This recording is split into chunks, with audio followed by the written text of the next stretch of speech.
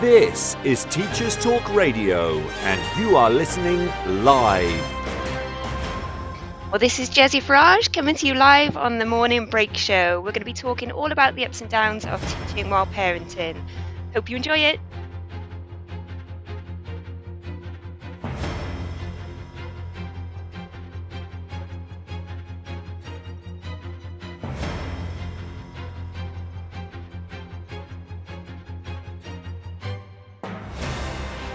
This is Teachers Talk Radio, and you are listening live. Tune in live at ttradio.org, or to join in the conversation, download the Podbean app and search Teachers Talk Radio. Follow the hashtag TTRadio. Tune in, talk it out with Teachers Talk Radio.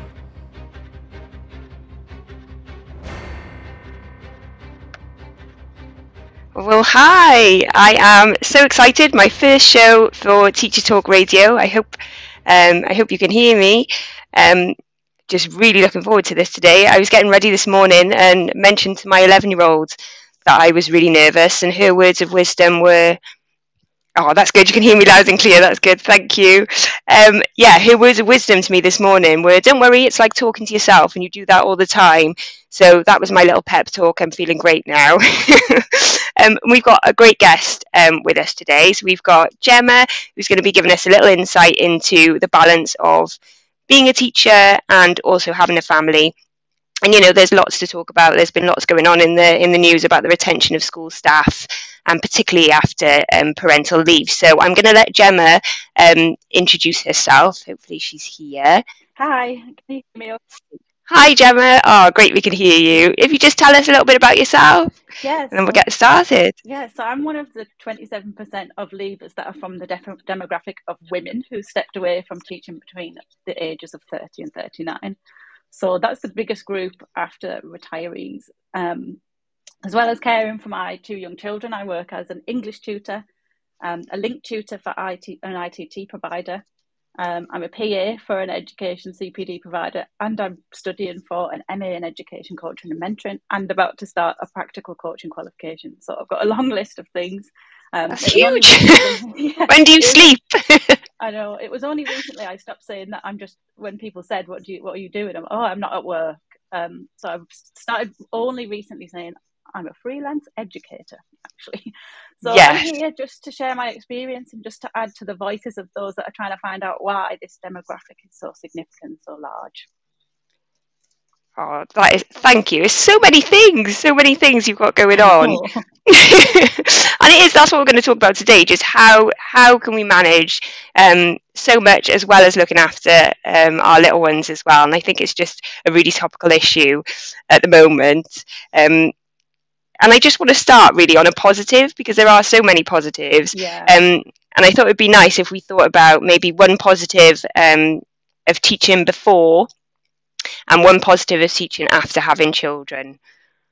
Yeah, I think it's probably like the cheesy response, but I think like whatever you're doing for a living, like it has to be meaningful. And my husband's a teacher as well. So sometimes we sit at home and we're like, how do people go into work that are just like making money for somebody else? Like, how do they like motivate themselves to go and do that? So teaching obviously gives you a real sense of purpose, and it makes you feel like you're making a difference. And all the really small differences that you make just really add up, and they are really meaningful. So that's the positive for me. Definitely it is. It's all about those little faces when you go into the classroom and seeing all that progress, isn't it? By the end of the year, it just makes such a difference. And that's why I think it's such a shame, these figures where you see so many women and parents leaving teaching after having a baby. There must be a way that we could make this work. What about just as a starter? Can you just think of any of the challenges when you're coming back into teaching? I think there are so many, and they're different for different people. But for me, the start time was a real challenge, because my school started at 7:25 a.m, but they had their registration in the after sort of like 11 o'clock, I think it was. I'm trying to remember. So you're standing in front of a group of teenagers at 8:25 a.m. and Yeah. you have to be present and coherent at that time, and then you think about what goes on in the background, like the bit before that, when Exactly. you have to not only get yourself ready and look presentable, but also you're trying to get the whole household ready to leave. And even when there's two of you, it's still tough to be just ready for that 8:25 a.m.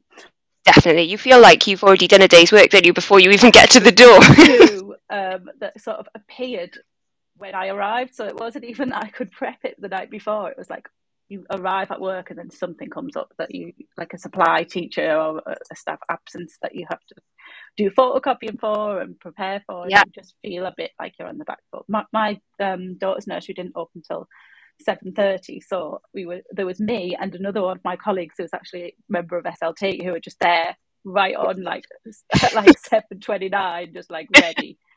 And then like the children's illnesses was a tough one at times. It feels like they were ill a lot more than they probably were, but I remember like chickenpox was a tough one because I noticed that at about 7:10 in the morning, when I had intended to be the one to go into work early, and my husband was going to drop my daughter off, but she woke up just as I was about to leave. I had my shoes on, I had everything on, and she had a fever, and when I checked her, she had chickenpox. So it's just those things that you have to try and manage, and you have to try and negotiate, like, who's going to take the day off?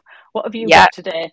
I've got a meeting, I've got a parents' evening, I've got year 11 double period one, so I can't take the day off. So it's just, I think it can be a little bit hectic, and when you're actually there, you just don't have a minute. You don't have any quiet time to be tired, to be grumpy.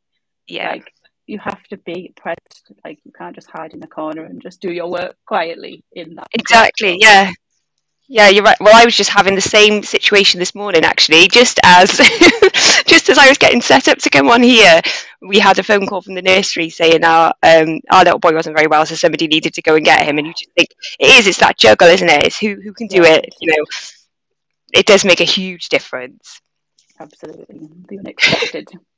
It is. It's those unexpected things. And if you've left something to be done in the morning, I remember I was thinking about before having children and how I would, turn up in the morning, be really early, have my coffee, sit, do my, I could leave my photocopy until the morning, and a whole different feel altogether. It's just a complete change. So yeah, you're right. There are so many challenges to think about, and I was just thinking if there was any kind of advice you would give maybe to a teacher who was approaching the end of maternity leave and wanting to return to work, what kind of advice you might give, or any tips. Or so I didn't return to work flexibly, so it's not from personal experience, but what I've learned from volunteering through the MTPT project is, first of all, speak to other people about their experience, because there is just this community of people, not just in the MTPT project, but just online, on Twitter, Women's Ed, Flex Teacher Talent, all these different places where people are posting blogs, people are just generally sharing their experiences, and there's this community where people do want to help. So if you sort of come across a blog and you think, oh, that sounds like my role, that resonates with me, like, get in touch with the person who wrote it, because people are so keen and happy and willing to speak to other women and lift each other up, really. The other thing is, when I did consider going back part-time, and one of the things that I thought was, because I had a TLR, it was just a sort of an assumption that would be, well, I wouldn't be able to keep that TLR, and I've sort of since found out, I think that is an assumption that people think of, and it's not definitely an assumption, because people have actually had to relinquish their TLRs to negotiate that flexible working. But there are people out there that are doing TLRs, even up to leadership, even up to headship, with responsibilities. Yeah, well, I was just, to be honest, I was shocked by that, because even talking to friends and talking about going back to work and things, because I'm on maternity at the moment and getting ready to go back into work, and you do just assume that you can't do that TLR part time. You can't. It's not possible without even approaching it with the school. Really, you just assume it's not an option. So it's good to know that that can be done, and I think it is becoming more you can see it more now on adverts for schools. Certain schools are saying, this is available for flexible working. Yeah, which is brilliant. Yeah, definitely. Yeah, I think there's the other thing about it when you're going in for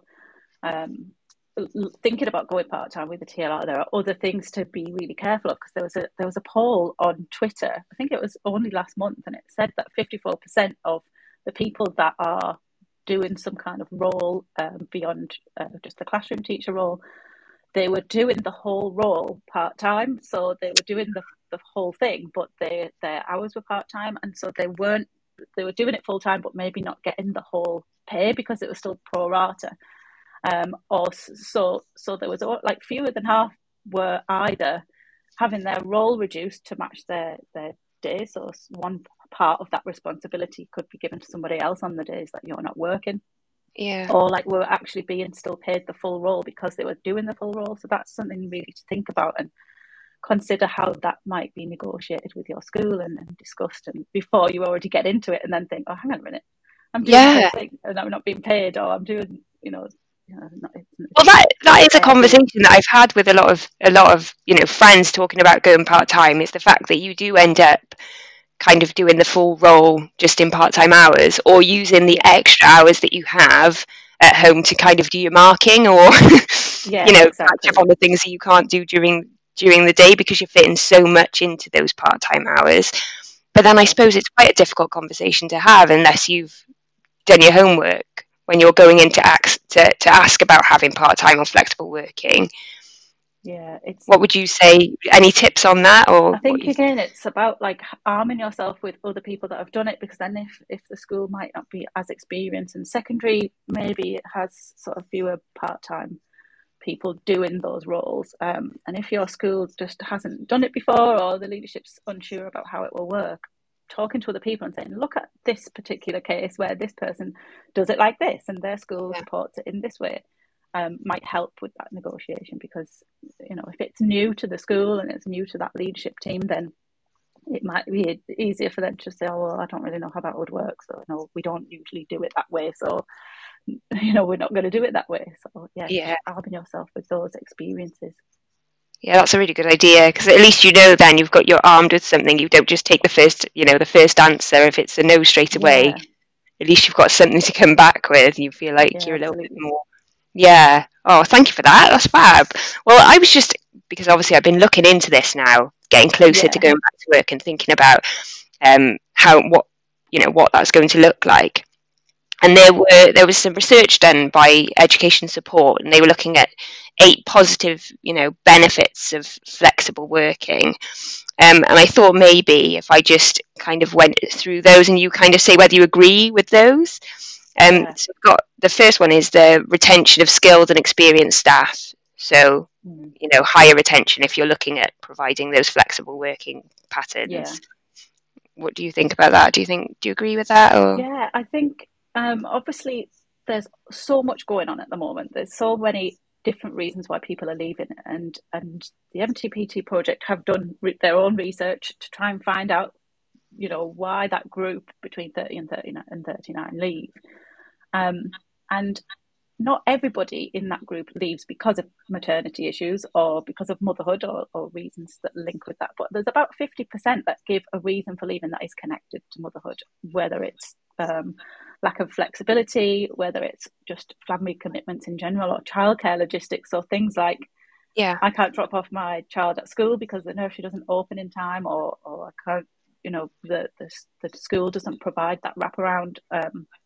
And there are things that could be adapted, really basic, like really simple things, like just having a few days a week where, your PPA is on the morning, so you're making up that time at a different time of day, and you're able to do that drop off. That might make such a huge difference to somebody's life, to how much money they're dishing out, because obviously the financial element comes in when we're thinking about childcare and wraparound care. So there are things that could be such a small change that would make a big difference to somebody's financial income. So I think it would make a difference to some. Yeah, absolutely. Yeah, I think teachers want to teach, don't they? They want to be in the classroom, and I think it's just a shame that these kind of things that, like you said, a slight little adaptation to the day could make a huge difference. And I think it's just that mindset, isn't it? Like changing the way of thinking and not doing things the way it's always been done. Yeah. So we've got now the second one is so a better and more experience for pupils. So I think they're going down the lines of the fact that maybe if you're working part-time and you've got one teacher that may teach one way half the week, and then a teacher who teaches a different way another half the week, you're getting a more, like, a plethora of experiences. What do you think about that? Because I think that's one that can be seen in a positive and a negative way, I suppose.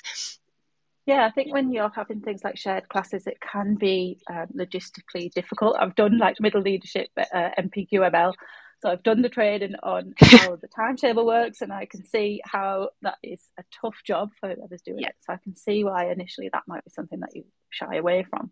But no, I do think that, and also for the teacher, because you're working with another teacher and, sharing resources and team teaching and things like that. So I think it can absolutely add rather than take away from the experience of students, definitely. Do you think there should be more time sort of put aside for that? Because I think sometimes you can take a part-time role and you're put to work with somebody, but it's quite a different way of working, and I think you're just expected to just get in and get on with it. And do you think more time could be put into training for that? Like, what would that look like? How are you going to fit your planning in? How are you going to sort out which subjects you teach? I'm thinking of a primary classroom, so you're teaching everything. Is one person teaching maths? Is one person teaching literacy? Is one person, I don't think maybe enough time is put into the planning for that.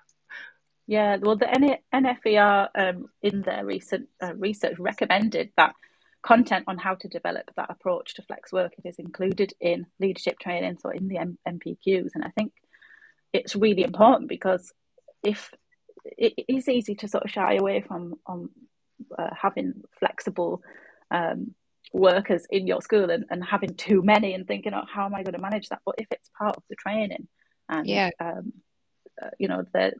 logistics are sorted out, then, because I think head teachers and leaders don't want to just say no.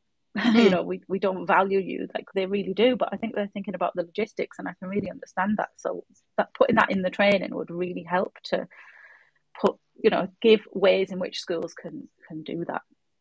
Yeah, I didn't realise they were putting that as part of the training. That makes sense, doesn't it? Because it's difficult. Yeah. It's a completely different way of working, and especially if you're not seeing the other person that you're working with. If you're doing 2 days and they're doing 3 and you don't actually see them, it's a completely different way of working. So I didn't realise. It's such a strange thing to do, wouldn't it? Like that you have like this other person that's you on a different day, and you never see them.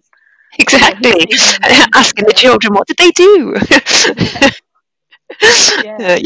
So I think putting that as part of the training, because I've always thought you're just expected to figure out how to work it, and it works so differently with different people. Maybe a bit of training around that would be amazing. And there are people that can deliver that training, because there's people there's people looking into it. MTPT project, flexible teacher talent, they're all sort of looking at ways in which to do this and trying to get that information out there and to schools. So there's definitely people that can provide that training, that can inform that training. So it just needs to be put in there. Yeah, so it's about doing a little bit of homework, isn't it, before you go to school, so you could say, don't say no. I've got all this information. We can do this. Yeah, absolutely. And the next one then they said is about reduced sickness and absence. So I don't know how you feel about that. Do you think that has an impact? For everybody, it is a nightmare trying to get a doctor's appointment, and it is a nightmare trying to get a hospital appointment if you need one, a dentist appointment, all of that stuff. And you ring the doctors, don't you? And they say, we've got an appointment. It's at 11:15 a.m. on Tuesday. And you say, exactly. I can't get one. And you say, how do I get one? Like, how can I just get one today? Because I'm off today, because my child's ill or whatever. How can I get one today? Oh yeah, you've got to ring at 8:30. So you can't even ring the doctors if you're in school to try and get that appointment in the actual same day. So I think it would be helpful, because then you've got more days when you can arrange those hospital appointments and those things, and you can try and arrange them actually around. And I think sometimes the reason that people want flexible working is because they want to be able to take their child for a hospital appointment or an optician's, or the braces, orthodontist, all these things. Not really considered that are really difficult. And I suppose if it's a flexible thing where, I don't know, you start late one morning, or, then that would help with, reducing those absences and getting people back into work. If it's Absolutely. Kind of a little bit more flexible, like you said, those appointments that you do miss, and that guilt that you have that you're missing out on certain things, at least every now and again you get to do that. Yeah, and like you just hope that the children fall ill on the days that you're already off. Yes. That works. Is that possible to arrange?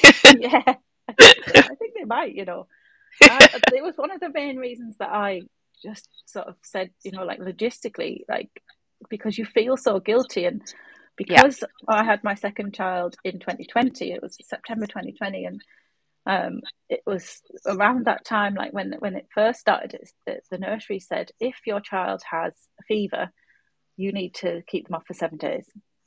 And so obviously my child had a fever in that very first week. Every 7 days.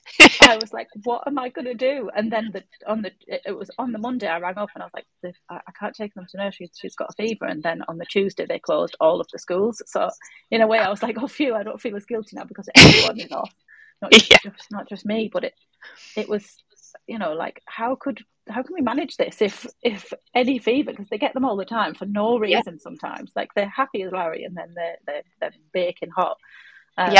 So how can we manage that? And it was easier to just say, like, that's another thing that's going to contribute to me. Let's just not go back for a bit and see what happens. Yeah. So reduce sickness and absence. So I think that would go. If you're going to senior leaders with some reasons, these sound quite good, don't they? Yeah, absolutely. And then we've got the school and the students and everything, not just you, not just like, oh well, it's better for me to do it this way. It has to benefit everybody. Exactly. It's a way of working for everyone. Yeah. What about improving well-being? That work-life balance and morale. I think. What do you think about that? Yeah, because so out of that group, that 30 to 39, in the top 5 reasons why people chose to leave teaching, well-being was 50% of the respondents. So it was workload was the first, lifestyle choice, and then 50% of people said well-being. So people ticked more than one thing on the questionnaire. Well-being was one of them, and it could have been that well-being was also ticked with other things that are to do with motherhood and that as well. So yeah, it's a very emotionally draining job. Like, I worked in a really challenging school, and that sort of adds to it as well. But like, you're just full on for the whole day, and you might have incidents with behaviour and stuff like that, and you're holding it like your professional self together, and then you leave that job and you go home and you pick up your child, and then your child's crying because, like, I was still breastfeeding when I first went back to work. So your child just immediately wants to be breastfed, and they've missed you all day, so they want your undivided attention. And so when do you get just a minute, just a bit of personal space? And you the last thing you want to be feeling is like, I can't wait for my kids to go to bed, I can't wait for bedtime, because that's not a nice feeling. Like, and then you just fall asleep. I think I was going to bed at that time. After they'd gone to bed, I was like, right, I'm going to bed, see ya. Exactly. So yeah, definitely, like, it's one of the things, isn't it? And that's one of the things for everybody, because when I left teaching, I initially went on those Facebook groups that are for people leaving, and just to see what other things were out there, and it was so full of people that were just broken and burnt out and all of that, and that wasn't necessarily to do with motherhood or parenthood. That was just in general. And I had to leave it in the end, because I was like, oh, this is making me feel really negative. I'm just going to leave it. It isn't giving me like ideas at all. It's just like looking at other people that are just really struggling. So I just left those groups. But I like those people are there. But I like what you said, that like, it is an emotionally draining job, isn't it? You need that. You need some time to just gather your thoughts and get yourself together. And like you said, it's not just parents, it's the profession as a whole. You need that time. And I wonder whether there are other ways that well-being could be, any things that you've come across for sort of well-being for parents or just for teachers in general, just to help with going back to work. I'm doing my research for my MA on sort of things that are linked to well-being, but I'm doing it just for that first year of teaching, because why are people leaving their ITT year because of well-being? Like already, like it's the first year, they're supposed to be like full of beads and full of energy, and like that, you know, people are leaving for that reason. So I'm doing it based on that, and talking about how mentoring can sort of develop that resilience, but through the relational elements of it. Because for me, like my well-being was sort of held together by the other members of staff at the school. Because what happens as soon as I got pregnant, actually, it's like, you know, that Homer Simpson meme where he's going into the hedge. Well, it's people coming out of the hedge. They just come out of the hedge and they're like, hello. And it's people that you don't, you know, from other subject areas that you might not have really spoken to much before, that are asking you about your pregnancy and things. And all of a sudden, like this support network just appears.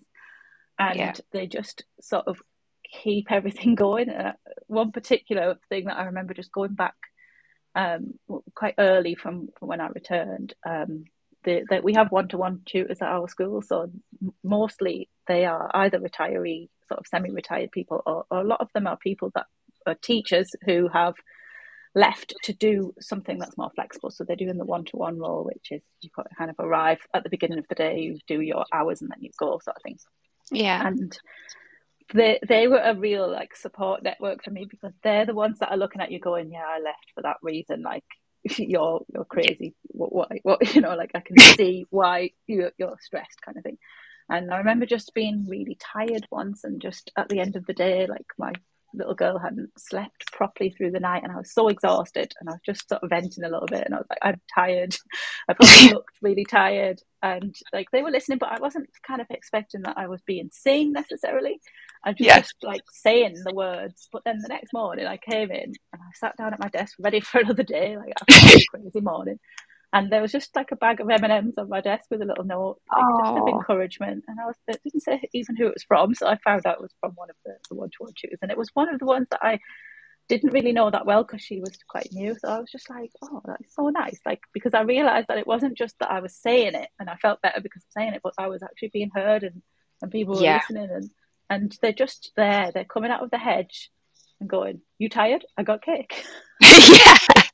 You know, like they're just there, like hearing and seeing you, and I think that makes a big difference. Oh, definitely. I think when I came back after my first maternity, that was what helped me, just the team. It was just, my school had such a good team, and we actually, you know, got together at lunchtime. I think sometimes the day is so busy, you don't get a chance to like stop and take a minute or speak to anyone. And it became quite a big thing that everybody would come to the staff room at some point and just, you know, say hi, have a chat, and just, like you said, feel listened to. Because I think you end up kind of like ships in the night, don't you? Just passing each other. So yeah, that relational aspect is so important. But then I suppose that comes at a price of, you know, if you were going to spend your lunchtime marking so you could leave. Yeah. It's that balance, isn't it? Yeah, because that's the difficulty sometimes as well, is picking between like socialising at lunchtime, and we only had half an hour anyway, so it wasn't really that long by the time you've like got some kids out of the corridor, because we had to spend lunch, set up for your lesson and stuff like that. But exactly, yeah, you can sort of hide away. But I sometimes think if you're that teacher that's not like mingling with the other teachers, the students notice, and it actually makes it really more difficult with behaviour management and things, because like the students think that you're like, that nobody likes you or something, because you're in the room on your own every day, and then they think, oh, well, nobody likes that teacher, so, you know, like, why should I behave to them? So I think it is important. Yeah, definitely. Yeah, it is. It's that knock-on effect. Yeah, and like you said, maybe if it's like, you know, adjusting that day somewhere, if your school could adjust it so that you get that time to do a little bit of work, so that you can release yourself for a little bit, even if it's half of lunch, to socialise and make sure you don't look like You're the teacher Yeah. nobody likes. I know we shouldn't even be really discussing whether we should be working through lunch, because we shouldn't be working through lunch. But I can see why, and I know some teachers that did to try and get away earlier, and you can see why that is. But Yeah, I think the gains that you get from just having those professional conversations, venting, eating the biscuits that everybody's brought in, and doing yeah, all those things, like the the benefits that you get from that far outweigh the extra bit of work that you might get done in those 15 minutes. And you could even do it together. So you can have a marking party if you want. You can get on yeah. to the others.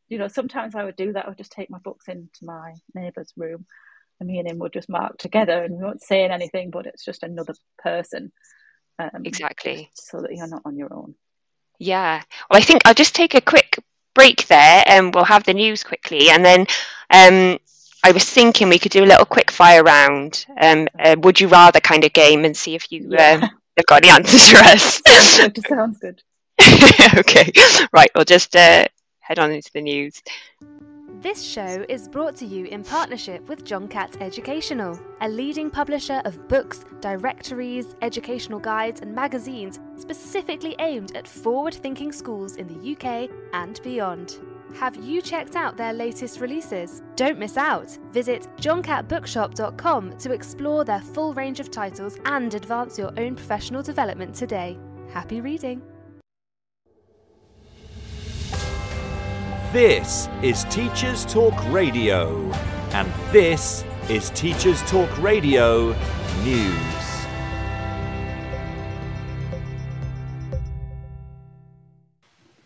During his visit to Northern Ireland, US President Joe Biden suggested in a speech at Ulster University that students are increasingly persuaded to stay at home rather than seek careers abroad.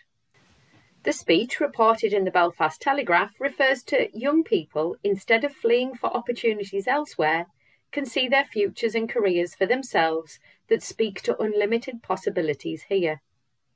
However, the article goes on to feature comments from Anne Watt, Director of Political Research Group Pivotal, who says that whilst she welcomed the positive nature of the comments, Northern Ireland still has a long way to go before the battle to keep the most promising students can be won.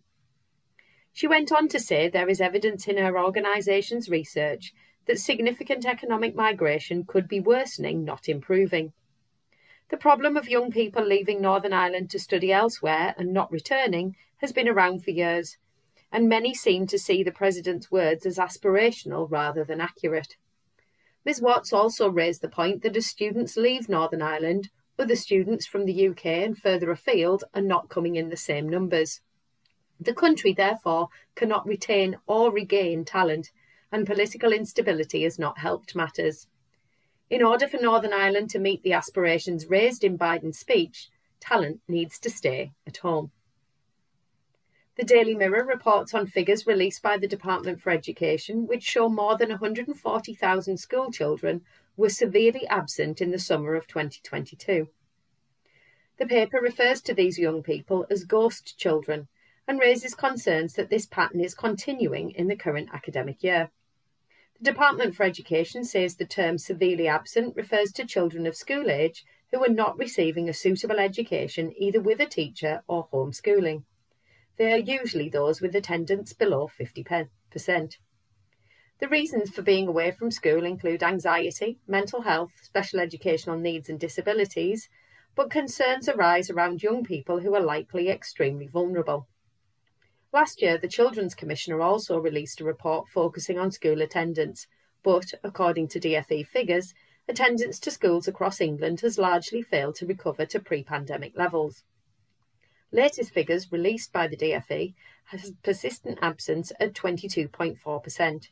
These are pupils with below 90% attendance, although this is suggested as being a result of illness towards the end of the autumn term.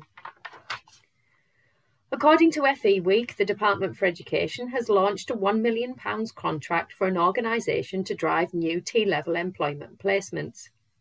The documents explain that the DfE is seeking a potential supplier to engage with employers to develop their knowledge and understanding of T-levels, as well as helping them to plan and prepare to deliver high-quality industry placements.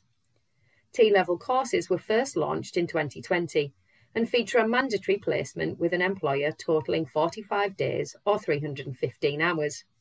There are now 16 T-levels available, with another 2 due to launch this September. As the provision of the qualifications has grown, so has the need for placements.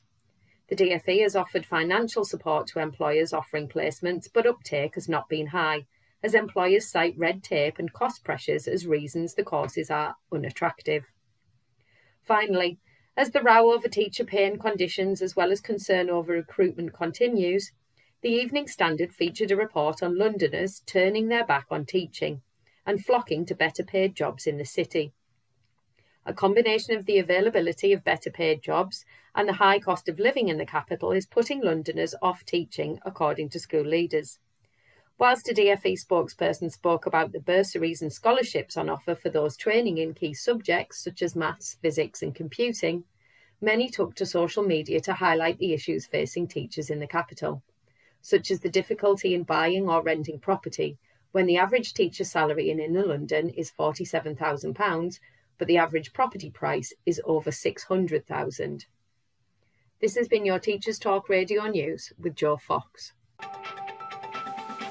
This is 2 Minute Tech with Steve Woods, your tech briefing on Teachers Talk Radio. Hello, this week I'm going to talk about hidden spy cameras. Do you know who is filming you? Modern cameras can be as small as a pinhead and embedded in things like pens, buttons, and while researching this, I even found one built into the centre of a crosshead screw. Online shopping sites blatantly sell spying devices such as smoke alarms with built-in spy cameras. There have been high-profile cases in the media of people misusing spy cameras, but as I investigated further, one statistic stood out. 11% of people that use Airbnb reported finding hidden cameras. As I continue to dig around for a UK statistic, the figure dropped to 10%.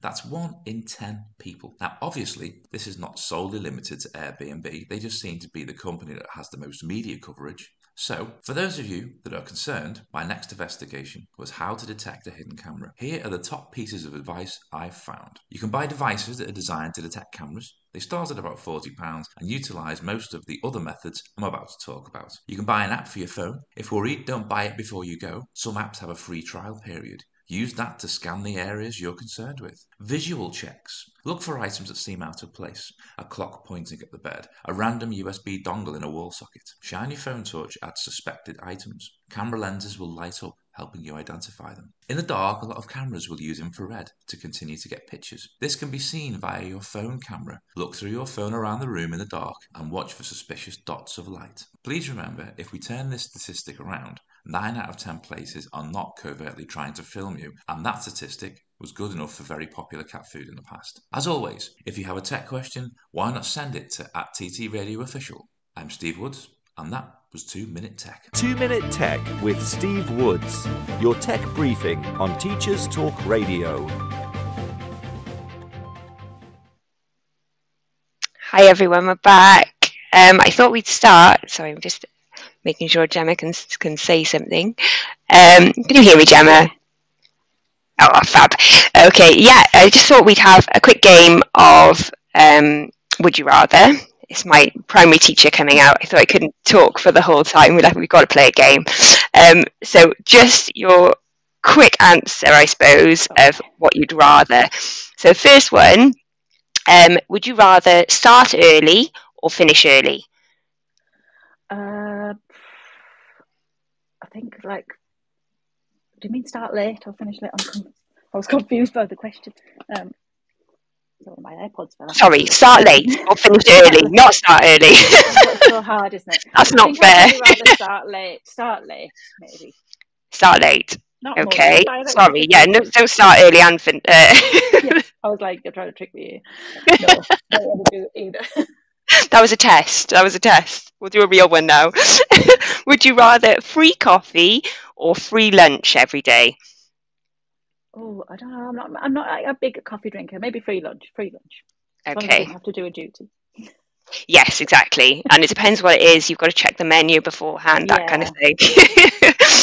What about no duties or no form class? Because I know you're high school. No duties, I think. It's just cold sometimes, isn't it? It is. It really is. Parents' evening online or in person? I think in person, that might be a controversial one, but I like to see them. Yeah, I think in person. I think because they started doing those ones where it's just a 5 minute block, isn't it? And then it cuts off and goes to the next person. I just think I think couldn't. it would be good. It'd be good to have the option for parents that they can choose. But I think, offering in person would be nice. Yeah, and I don't think I could fit everything into 5 minutes. You'd feel really rushed, wouldn't you? Yeah, I don't shut up. I'm terrible. What about free childcare or part-time hours? Ooh, that's a good one. Probably free childcare, maybe. Yeah, that seems to be financially better, doesn't it? Yeah. Send me the money. What about whole school wellbeing day or individual time? Oh, individual time, definitely. Because sometimes the whole school day can be, individual time. Oh, Yeah, do you mean like whole school, like a day off? Do you mean by whole school wellbeing day? Or Yeah. Somebody comes in and does yoga or something. Oh gosh. Yeah, no, a whole. I think individual time might be nice because like one day at a random time, like we get those 1 weeks and we get those 2 weeks like at random time. So I think it'd be nice. I remember our school started doing. You could have like a Christmas shopping day. Yeah, and that was that. Oh, it just made such a difference just having that time. Yeah. What about writing reports or longer face-to-face parents' evenings? Probably longer face-to-face. We didn't actually write reports, like written reports at my old school. So, didn't you? We had like the grades and the the what you call it, like if they're doing well, just effort-wise, effort grades and stuff. And no writing of the report. No writing of the report. Oh, that's nice. Yeah. It's really nice. What about bring your child to work day or bring your mum to school day? So you go into school with your child or your child come into work with you. I don't know if any of them are... Neither. Oh, God, I can't bring my mum in. She's a nightmare. No, I think neither. Okay, well that was Would You Rather. I think, I think I'd have to go for neither with that as well. Can you imagine your child running around as well as all the others? I don't think. Yeah. Do you know, my kids are really like, they can sit like quietly and do something, but they'd just be like, "Can I have a biscuit?"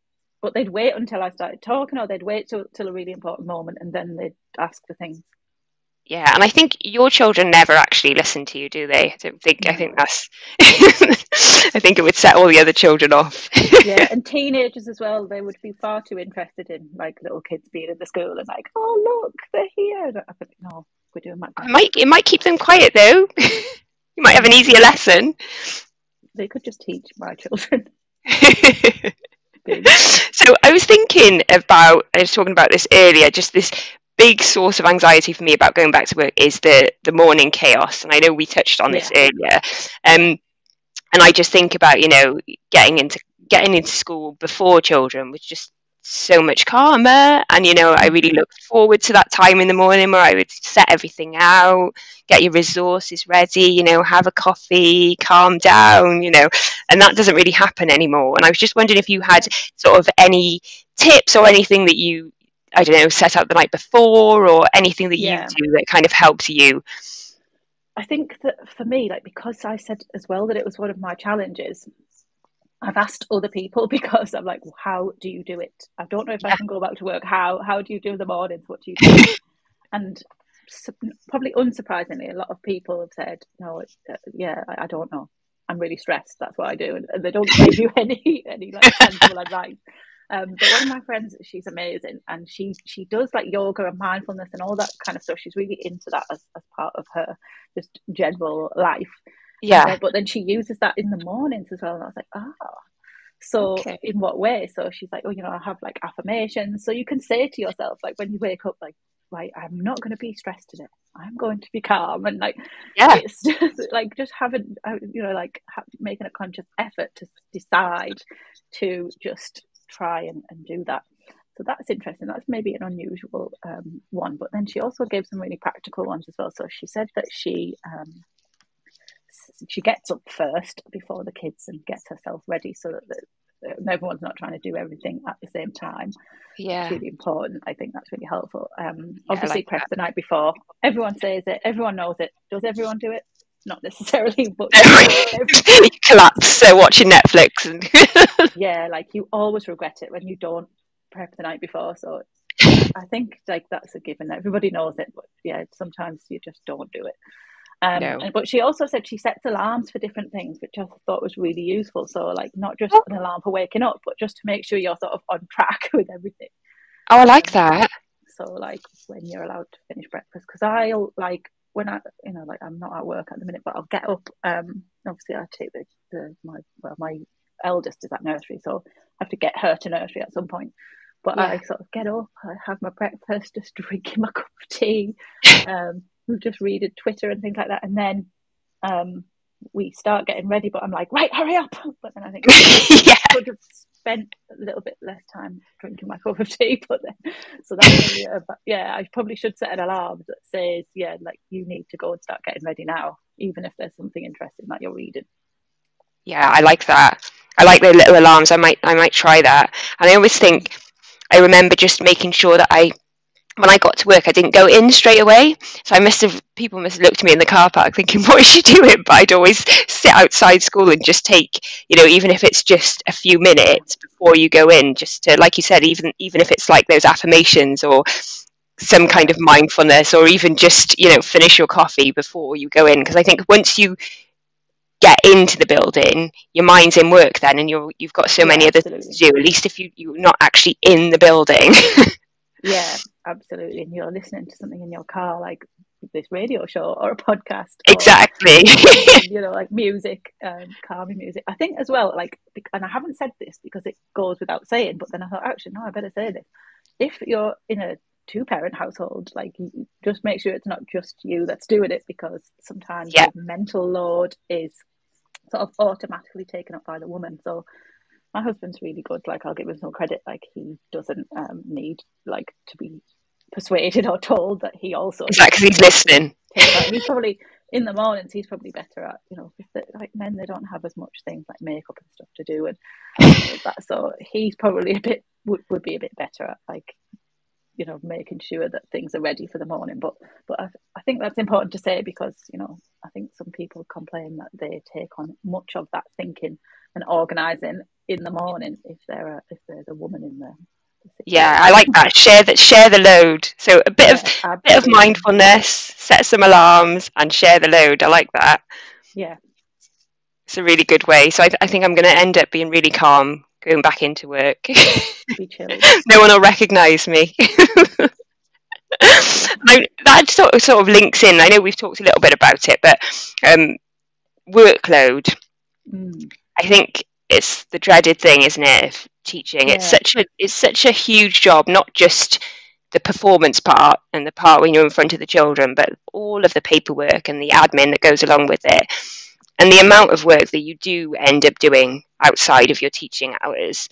Is there anything that you've heard of, or anything you've used to help with that balance of workload and trying to ensure you're not doing too much, I suppose, and missing out on all those family things?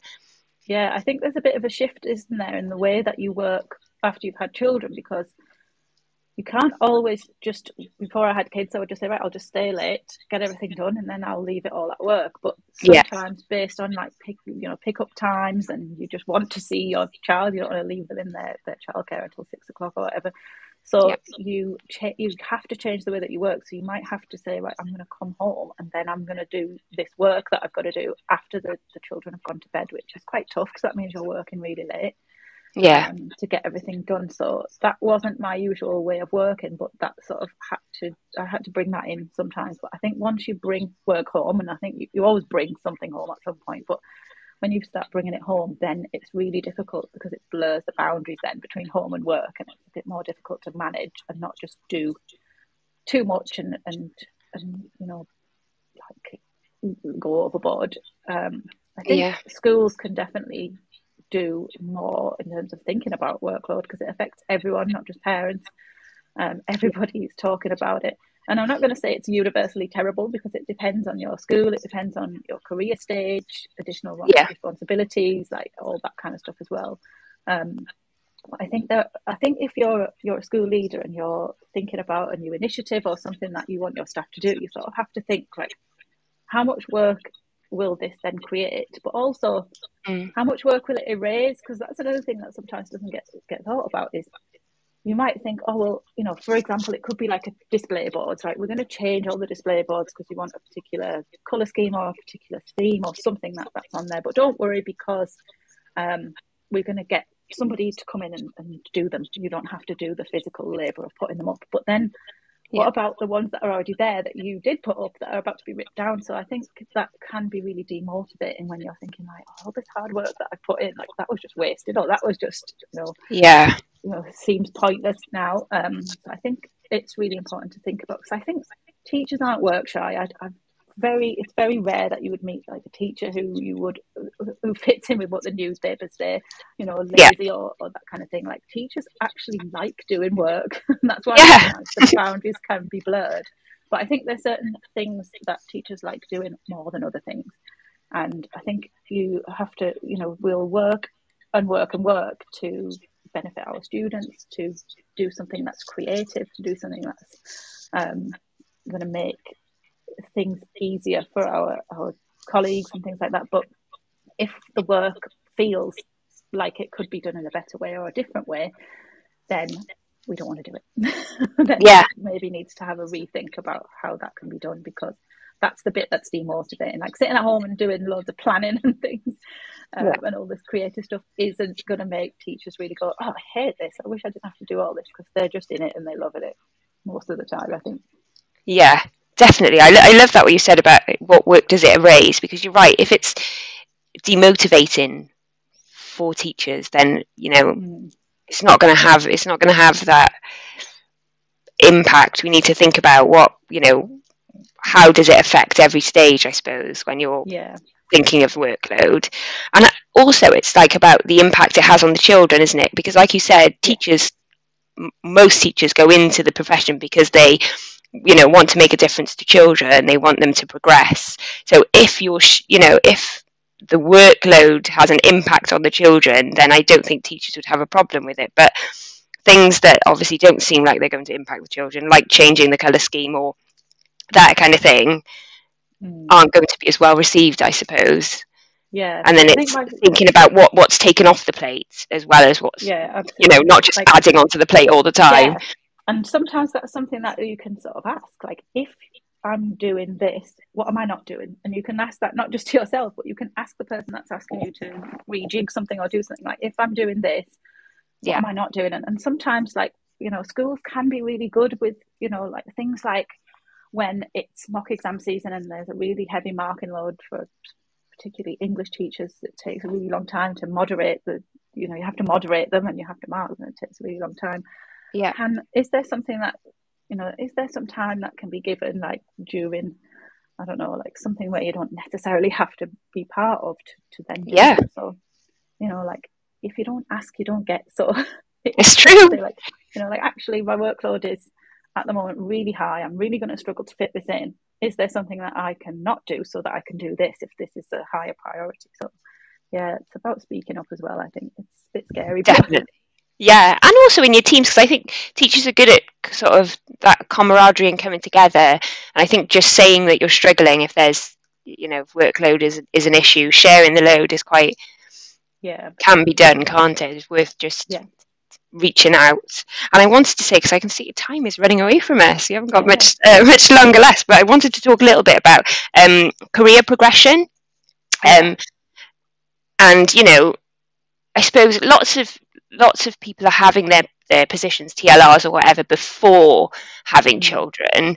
But what about if you're looking to, you know, climb that ladder sort of during maternity, ready to go back, or, you know, after maternity? Have you got any feelings on that, or any kind of tips? Yeah, everybody's got a different view of how they want to come back, and I think sometimes there's an assumption maybe that, oh, because that person is a parent, especially for women, because they're a mother, they might not want to go up. And I actually have a friend who said that they've had people, like just other male members of staff, comment that to them and say, oh, maybe Like, are you sure, if she was thinking about going for a promotion, it was like, oh, are you sure you'll be able to cope? Like, because she has 3 children.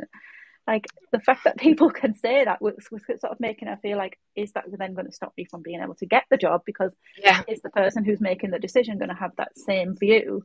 And, like, it's up to the individual, like, what they can manage and what they can cope with and where their support network is at home. And, like, they know whether or not they want to apply for a leadership position. And I think we should trust the person that's applying and not have those views like, oh, well, they might not be able to do it because they've got the mental load of everything at home, because we don't know how much that's being split. So, like, everybody should have the chance and the opportunity to do whatever it is they want to do without judgment, because people, even women, do it to each other, like, oh, you're going for a leadership position. Like, when you've got children at home, like, we don't need more guilt, thank you very much.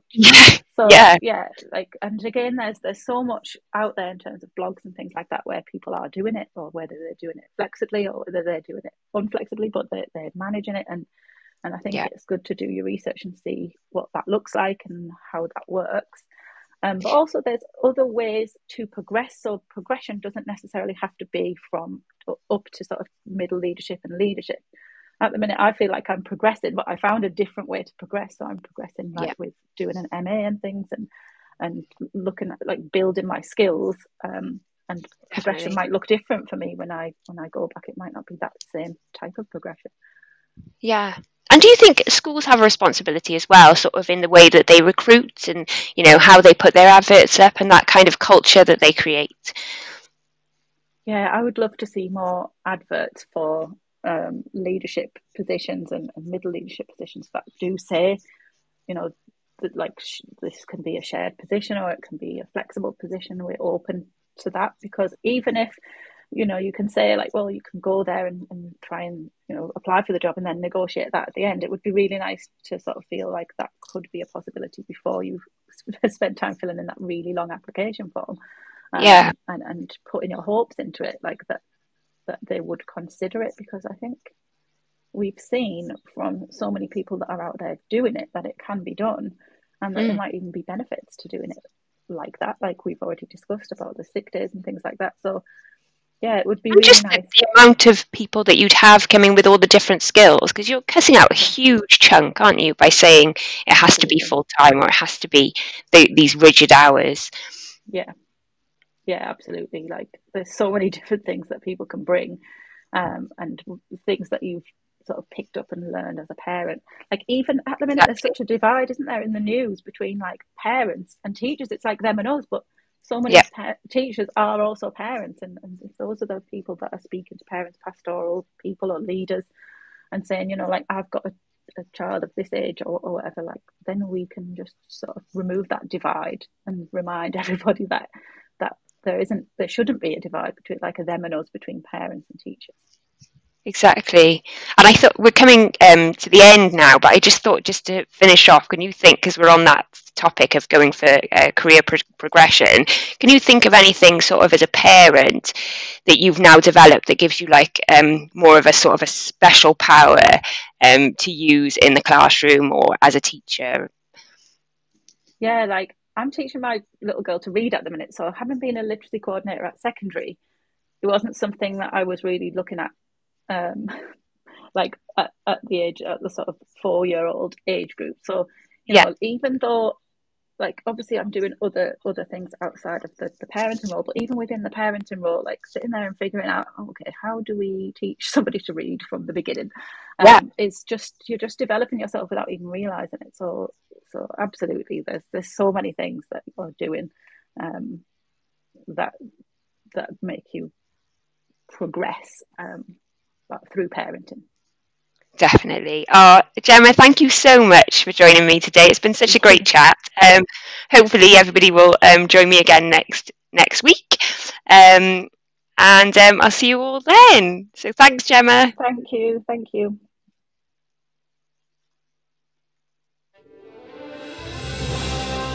You've been listening to Teachers Talk Radio. Tune in live and listen back at ttradio.org. We look forward to hearing from you next time on Teachers Talk Radio.